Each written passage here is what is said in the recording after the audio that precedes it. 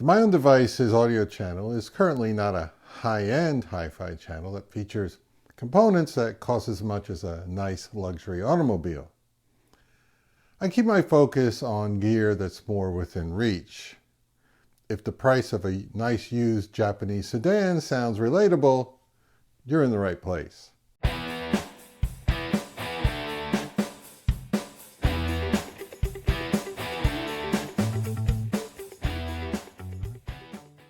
Even though I don't play in the high-end pool, I still get comments from some outraged individuals stating that any component that sells for, let's say, $3,000 is totally disgraceful, and everyone involved in making, selling, and buying such a product is an out-and-out criminal. On the other hand, I've not made many videos featuring components priced under $200 in a few years. Why? Well, those products don't generally interest me very much anymore. It's simple as that. However, as a regular YouTube viewer, I could not help but notice the growing buzz coming from videos about compact, sub-$200 hi-fi products by the likes of Fosi Audio and others. I didn't know that much about Fosi Audio, so I checked out their website, and what astonished me was the retail prices of their various components. The majority of them are under $100, and there are very few over $150. So to me, that's pretty remarkable. And I asked myself, how can these be priced so low and still receive such glowing reviews? How do they do it? It must be clever design with lower cost parts and cheap labor and selling direct. That seems to be the answer, along with a dash of some DIY upgradability. Well, when I was recently offered the opportunity to try out a Fosi Audio product, my curiosity got the best of me, and I happily accepted. So what I have here is the new Fosi Audio Box X5 Phono preamp that retails for $109. It's an uncomplicated, small dark gray metal box with their signature copper-colored power button on the front and an LED. Around the back we have the expected RCA input and output jacks and a ground wire thumb screw and the socket for the 16-volt power supply. There's also a switch on the bottom to select between moving coil and moving magnet cartridges, and above that there's a knob to select one of 4 gain settings to suit your cartridge type. Now the external power brick is fairly large and surprisingly feels heavier than the Box X5 itself.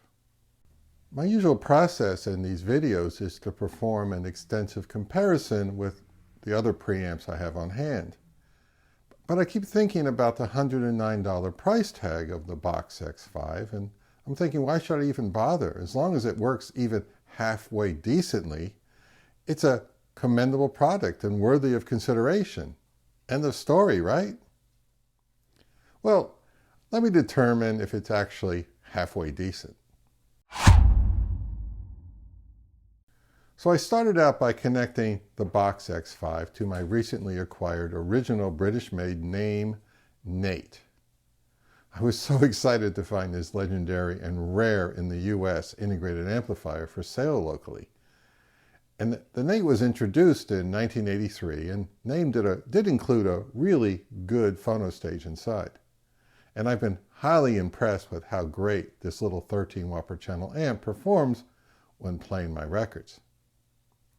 And my turntable's an older Riga Planer 3 with a few TNG spinner upgrades and an Origin Live Stratus mat on top of the glass platter. And the cartridge is a moving magnet Audio-Technica. And the speakers are a set of outstanding ProAC Response 2.5 floor standing models that I've had for about 4 years and are genuine keepers. I connected the Fosi Phono preamp to the tuner input of the Nate. You know, CD players were not really a thing quite yet. And I set the switch on the X5 to moving magnet and gain to 38 decibels. And my initial impressions were really good. There was plenty of dynamics and energy in the music. The X5 is a lively performer. And to me, that's an excellent start, because I've heard a few budget Phono preamps that have been rather easily forgotten. High frequencies lean towards the bright side, adding sparkle to cymbals and high-pitched percussion. And the mids and highs are pushed forward, creating a wide but somewhat shallow soundstage. Now, bass, while it's adequate, isn't its strongest suit. It's clear that the Box X5 follows a common budget formula, emphasizing highs and dynamics to sound crisp and engaging. Now, thankfully, it avoids sounding strident and fatiguing. The best compliment I can give is this: I found myself enjoying the music without thinking about the $109 price tag. And that's a win in my book. One standout feature of Fosi gear is its baked-in DIY spirit. Their most popular products allow users to open them up and install third-party op amps. What is an op amp, you may ask? It's an integrated circuit that works like a magnifying glass for sound. It takes a small, delicate signal, like a whisper, and makes it bigger and clearer, like a shout, so the rest of your audio system can process and amplify it without losing detail. From what I understand, buying higher quality third-party op amps can significantly improve their performance. Now, I haven't attempted anything like that yet, but I may look into it. I'm just going to give you my impressions of the Box X5 in stock form. In the course of making this video, I did compare the Box X5 to several Phono preamps I currently own. Comparing it to the name Nate, the Nate's built-in Phono stage has that extra something down below that makes for example, the bass guitar lines easier for me to follow, like on Graham Maybe's bass on Joe Jackson's track Breaking Us in Two. But overall, the differences weren't that dramatic. The Box X5 held its own surprisingly well. Next, I pitted it against some of my standalone preamps.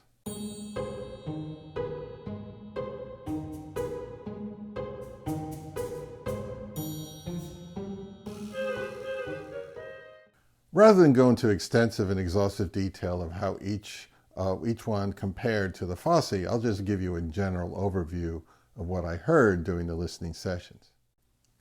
To sum up, to a higher or lesser degree, each unit gives the listener more punch and low-frequency energy than the Fosi. And to me, they sounded more 3D and relaxed, but not loose or slack. And by relaxed, I mean the various instruments and voices are not as tightly packed together. Each one has more space around it, so you can hear the acoustics of the room more clearly. And looking at the $1,000 Kitsune Hi-Fi LCR1 moving magnet only preamp, and you get two boxes, one for the power supply and the other which performs the equalization and gain for your cartridge. Does it sound 9 times better than the Box X5? 9 times? That's kind of hard to say. Do I prefer the sound of the Kitsune model? Without question.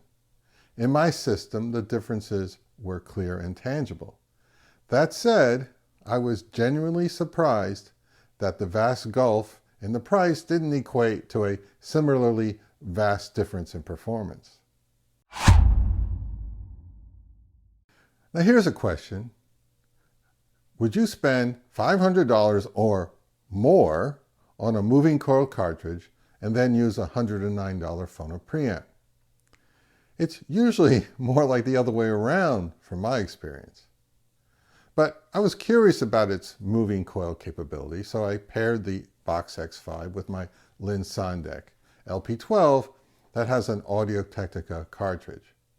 And with the switch set to moving coil and the gain set to 58 decibels, the X5 was impressively quiet and delivered a performance that was nothing short of astonishing for its price.